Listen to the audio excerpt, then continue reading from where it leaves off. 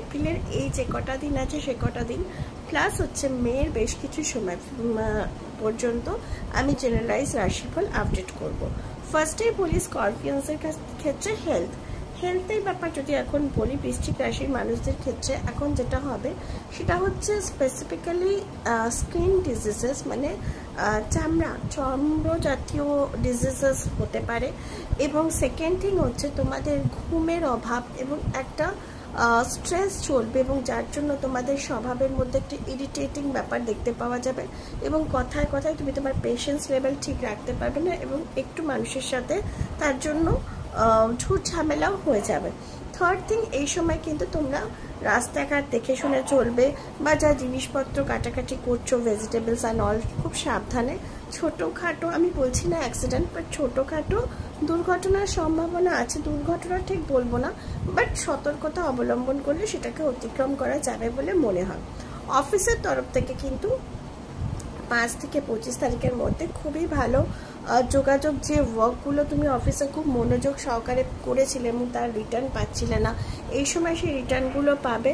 As well as তুমি অফিসে recognized হবে, কোনো গ্রুপ প্রমোশন, কোনো রকম জিনিসে তোমাকে কি বলা আইডেন্টিফাই করা যে তুমি কতটা বড় এফিশিয়েন্ট পারসন, মানে এই সময় তুমি রেকগনিশন পাবে।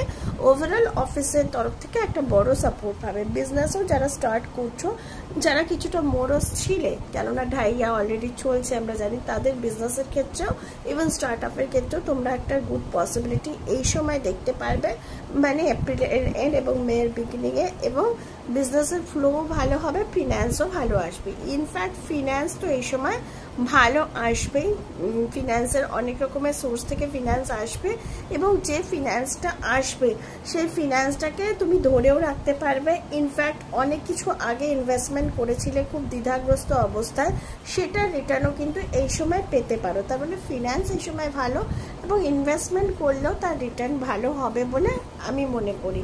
এরপরে আসছে ফ্যামিলি লাইফ। ফ্যামিলি লাইফে কিছু রেনোভেশনের ওয়ার্ক তোমার বাড়িতে বা তোমার বিজনেস সেক্টরে বা তোমার অফিসে হবে, এবং ফ্যামিলির সাথে কোনো দূর যাত্রা, মানে দূর ভ্রমণ, তীর্থস্থানে ভ্রমণ করতে পারো ফ্যামিলির সাথে। কিন্তু এখন একটা আন্ডারস্ট্যান্ডিংয়ের ব্রিজ থাকবে। লাভ লাইফে যারা আছো সম্পর্ক, তাদের লাভ লাইফ রিলেশনশিপ স্টেবল থাকবে।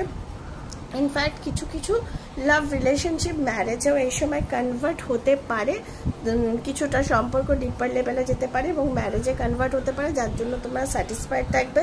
হাজব্যান্ড ওয়াইফের মধ্যেও কিন্তু এই সময় একটা আন্ডারস্ট্যান্ডিংয়ের ব্রিজ বজায় রাখবে, এবং ইমোশনসগুলো কিছুটা হলেও নিজেদের মধ্যে বজায় থাকবে। কিন্তু স্টুডেন্টের জন্য খুব একটা সময়টা ঠিক নয়, তাই জন্য স্টাডিতে এক্সট্রা ফোকাস করো। এবং স্টুডেন্টসের ক্ষেত্রে কিছু ইলেকট্রনিক্স গুডস খারাপ হতে পারে হঠাৎ করে, সেগুলোর দিকে কিন্তু বিশেষ নজর রাখা দরকার। এবং স্টুডেন্টসরা তোমরা এমন সঙ্গতেই মেশো যারা তোমাদের গুড ইনফ্লুয়েন্স করবে, নট মানে খারাপ ইনফ্লুয়েন্স যাতে না করে, সেটা মাথায় রেখো।